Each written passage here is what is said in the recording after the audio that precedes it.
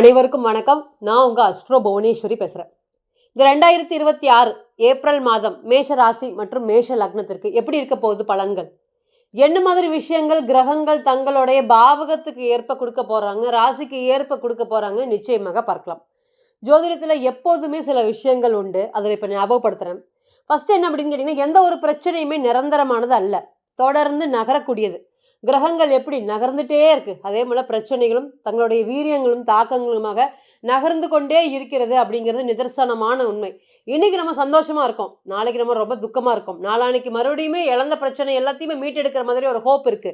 இதுக்கு எல்லாத்துக்கும் என்ன காரணம்? டே டு டே லைஃப்லயே நமக்கு நிறைய காலையில் ஒரு மாதிரி இருக்கிறோம், மதியானம் ஒரு மாதிரி இருக்கும், இரவு ஒரு மாதிரி இருக்கும், திடீர்னு கான்ஃபிடென்ட் லெவல் ஒரு மாதிரி இருக்கு. இது எல்லாத்துக்குமே காரணம் கிரகங்கள் தான். அதில் எந்த ஒரு மாற்று கருத்துமே இல்லை. நீங்கள் பிறந்த ராசி ஒன்றாக இருந்தாலுமே நீங்கள் தனித்துவமாக இருக்கக்கூடிய அந்த லக்னம் சொல்லக்கூடிய விஷயங்கள், லக்னாதிபதி சொல்லக்கூடிய விஷயங்கள் தான் என்றைக்குமே வெளிக்காட்டும் அப்படிங்கிறது மறந்துடக்கூடாது. ஸோ இப்போ நம்ம ராசியை பேஸ் பண்ணி சொல்லக்கூடிய பொது பலன்கள் அப்படிங்கிறது பொதுவான பலன்கள் மட்டுமே தான். நீங்கள் குறிப்பிட்டு குறிக்கக்கூடிய அந்த 2 மணி நேரத்துக்கு இருக்கக்கூடிய லக்னம், லக்ன டிகிரி, லக்னம் என்ற நட்சத்திராதிபதி, லக்னத்தோடைய வலிமை, பலவீனம், இது எல்லாத்தையும் பொறுத்து நிச்சயமாக பலன்கள் மாறுபடும் அப்படிங்கிறத மறந்துடவே கூடாது. மேஷ ராசி மற்றும் மேஷ லக்னம் ஃபஸ்ட்டு ராசி, எல்லாருக்கும் ஃபஸ்ட்டாக வந்து நிற்பாங்க. ஒரு பிரச்சனைனா ஃபஸ்ட்டு வந்து நிற்கக்கூடியது மேஷம். யாரை கண்டு பயப்படாத யாராவது ஒருத்தர் இருக்காங்க அப்படின்னு கேட்டிங்கன்னா அந்த மேஷம்தான். இவங்க என் கூட கடைசி வரை இருந்தாங்க, இவங்க இருப்பாங்களா அப்படின்னு ஜாதகத்தை காமிச்சு கேட்கும்போது மேஷத்தில் நிறையா கிரகங்கள் இருந்தாலும் இல்லை அவங்க மேஷ ராசியாக இருந்தாலும் தைரியமாக நீங்கள் நம்பலாங்க. 10 பேரை விட இவர் ஒருத்தர் உங்கள் கூட இருந்தால் போதும், அந்த அளவுக்கு ஒரு கான்ஃபிடென்ட் லெவலை மற்றவங்களுக்கு கொடுத்துட்டே இருக்கக்கூடிய ராசி யார் அப்படின்னு கேட்டிங்கன்னா மேஷம்தான். ஆழமான அன்பு, உறவுகள் மீது ரொம்ப பிரியம், நிறைய கனிவு, புதிய உறவுகள் மேலே நிறைய இன்னைக்கு பந்தமும் பாசமும் இவங்களுக்கு அதிகரிச்சிட்ருக்கு. அதனால் என்ன ஆகுது, நிறைய பழைய உறவு இவங்களை விட்டு வெளியேறதுக்கு காத்துட்ருக்கு. யாரிடமும் எதையுமே எளிதாக ஒரு விஷயங்கள் வந்து யார்கிட்டையுமே பண்ணிட முடியாது. ஆனால் மேஷத்தை பொறுத்தவரையும் எளிதாக எது வேணாலும் வாங்கிடலாங்க வாழ்க்கையில். குடும்பம் முக்கியம், நண்பர்கள் முக்கியம், எல்லாருக்குமே நோ சொல்லக்கூடிய ஒரே ராசி யார் அப்படின்னு கேட்டிங்கன்னா இந்த மேஷம்தான்.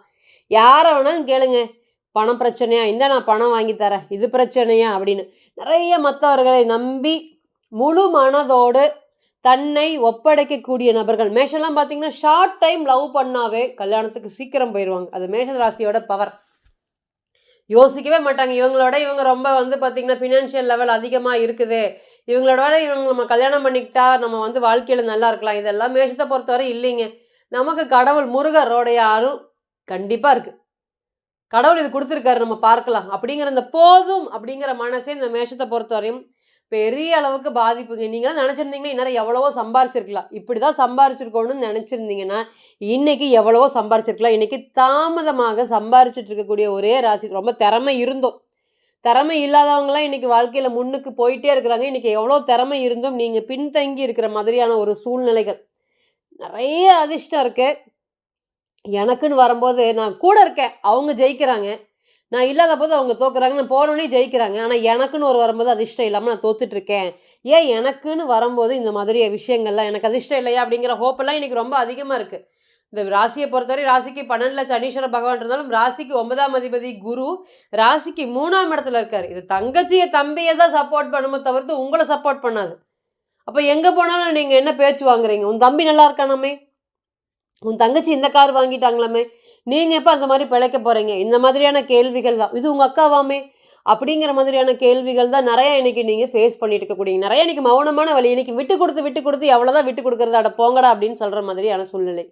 இன்றைக்கி பாருங்கள், நம்ம ஏப்ரல் மாதத்தில் எப்படி இருக்க போகுது, ராசிலேயே சுக்கிரன் இருக்கார், 7ஆம் அதிபதி ரொம்ப நாட்கள் கழித்து லக்னத்துக்கு வர்றாரு. ஒரு தலை சிறந்த ஒரு யோகம் எழுதி வச்சுக்கோங்க. ராசிக்கு 3ஆம் இடத்துல குரு, ராசிக்கு 5ல் கேது பகவான், ராசிக்கு 6ல் சந்திரன் பயணிக்கும் போது இந்த 2026 ஏப்ரல் வந்து உங்களுக்கு ஸ்டார்ட் ஆகுது. அதே போல் ராசிக்கு 12ல் சூரியன் மற்றும் சனீஸ்வர பகவான், ராசிக்கு 11ல் செவ்வாய், புதன் மற்றும் ராகு.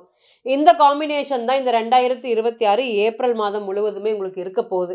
இதனால் கிரகங்கள் என்ன தரதுக்கு காத்துட்ருக்காங்க, என்னுடைய வாழ்க்கை தரம் உயருமா, பண நிலைமை உயருமா, திருமணம் நடக்குமா, குழந்தைகள் எல்லாம் நல்லா இருப்பாங்களா, ஃபினான்ஷியல் லெவலில் நான் நிச்சயமாக கெயின் பண்ணுவேனா, எனக்கு வேலையில் ரொம்ப பிரச்சனைகளாக இருக்குது அதெல்லாமே சார்ட் அவுட் ஆகுமா, இந்த மாதிரி பல பிரச்சனைகள் இன்றைக்கி மேஷம் ஃபேஸ் பண்ணிகிட்ருக்கு. அதில் மற்றவங்களை விட தொடர்ந்து கடினமான போராட்டம் அது யார் போடுவாங்க, கடினமான எஃபர்ட்ஸ் யார் போடுவாங்க அப்படின்னு கேட்டிங்கன்னா இந்த மேஷம்தான். ஏன்னா சோம்பேறித்தனமாக இருக்காத ராசியாச்சே. காலபுருஷனுக்கு முதல் ராசியை உனக்கு ஒன்று தெரியலன்னு சொல்லிட்டா, எனக்கு என்னை தவிர வேற யாருக்கு இது தெரியவே தெரியாது அப்படின்னு பேர் வாங்கக்கூடிய ராசி. இன்னைக்கெல்லாம் ரொம்ப கஷ்டப்பட்டுட்டு இருக்கிற மாதிரியான சூழ்நிலைகள் தான் நிச்சயமாக இன்னைக்கு ஃபேஸ் பண்ணிட்டு இருக்காங்க. ரீசெண்ட் டைமில் ஜாதகத்தை பார்க்கும்போது அவருடைய லக்னம் வேற மேஷ ராசியாக இருந்தார். நீங்கள் திருமணம் தாமதமாக அமையுங்க. ஆனால் வரக்கூடிய வரனால உங்களுடைய பொருளாதார உயர்வு நிச்சயமாக பெரிய அளவுக்கு பேசப்படும். நீங்கள் கண்டிப்பாக நீங்கள் வந்து எங்கேயோ போய் பொருளாதாரத்தில் நிற்க போகிறீங்க. இல்லை மேடம், நான் அந்த அளவுக்கு எனக்கு இல்லை, ஆல்ரெடி எனக்கு இன்னைக்கு 33 வயதாச்சு அப்படின்னு 2023 நம்மக்கிட்ட பார்க்கும்போது சொல்லியிருந்தார். இல்லை, தரமான மனைவி உங்களுக்கு வரப்போகுது, அதனால் உங்களுடைய வாழ்க்கை தரம் உயரப்போகுது அப்படின்னு சொல்லியிருந்தோம். இன்னைக்கு வந்து பார்த்தீங்கன்னா ஒரு கல்யாணமாகி கிட்டத்தட்ட 2 இயர்ஸ் ஆச்சு. அந்த மனைவி சார்ந்து அவருக்கு ஒரு பெரிய சொத்து இத்தனை நாளாக இழுத்துட்டு வராமல் இருந்த இந்த பூர்வீக சொத்து இன்னைக்கு வந்துருச்சு. இன்னைக்கு அவர் கோடீஸ்வரர். அதாவது கிட்டத்தட்ட அன்றாட பிழைப்புக்கே கஷ்டப்பட்டுட்டு இருந்த நபர் அன்னைக்கு ஜாதகத்தை பார்க்கும்போது கிளியராக இண்டிகேட் பண்ணுச்சு, நீங்கள் பொருளாதாரத்தில் பெரிய சக்ஸஸ்ஃபுல் லைஃப்பை தொடாமல் போகவே மாட்டீங்க இந்த டைம் பீரியடில் அப்படிங்கிறத சொன்னோம். இன்றைக்கி இவ்வளோ ப்ராப்பர்ட்டிஸ் எங்களுக்கு வந்திருக்கு. நான் வந்து கிட்டத்தட்ட அன்றாட பிழைப்புக்கே எனக்கு கஷ்டமாக இருந்தது. நீங்கள் சொல்லும் போது நான் நம்பலை, எனக்கு எப்படி இதெல்லாம் வரும் அப்படிங்கிற மாதிரி நான் இருந்தேன். இன்றைக்கி தான் நான் வந்து ஜாதகம் அப்படிங்கிறத முழுமையாக நம்பினேன் மேடம். எனக்குன்னு ஒரு நேரம் வரும்னு நான் ரொம்ப நாளாக வெயிட் பண்ணிகிட்டு இருந்தேன். அது இன்னைக்கு கண்கூடாக நான் பார்த்துட்டேன், ரொம்ப நன்றி அப்படிங்கிற மாதிரி நம்ம கிட்ட சொல்லியிருந்தாரு. இப்போ இதெல்லாமே என்ன சொல்ல வருது? பிறந்த கால ஜாதகத்தில் இருக்கக்கூடிய பலம் பலவீனம் என்ன, அது எல்லாமே நான் தனிப்பட்ட சொல்லக்கூடிய ஜாதகம் மட்டுமே தான் பிரதிபலிக்கும். எந்த விஷயங்கள் இதெல்லாம் போகலாம், இதெல்லாம் போகக்கூடாது, இதெல்லாமே இதெல்லாமே டோன்ட் டூ.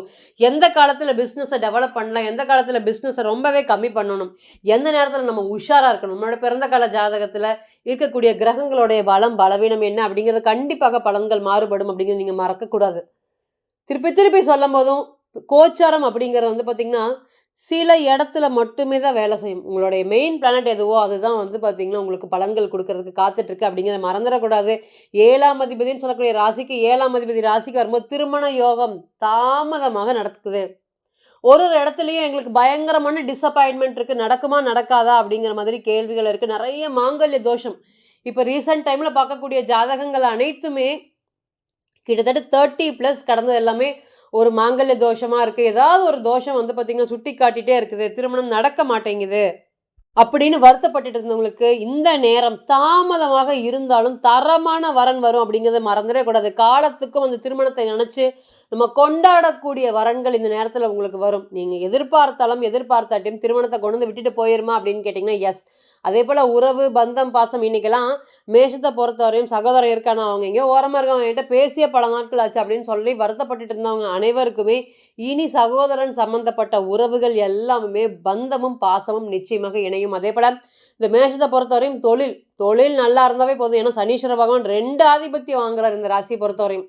இப்போ சனி நல்லா இருந்தால் தான் தொழில், சனி நல்லா இருந்தால் தான் லாபம் அப்படிங்கிற மாதிரி ஒரு சூழ்நிலை இன்றைக்கி சனீஸ்வர பகவானுடைய 12ஆம் இடத்துக்குள்ள இருக்கார். ராசிக்கு 12 2 பார்க்குறாரு. பணம் வர மாதிரி இருக்குது, ஆனால் போயிடுது.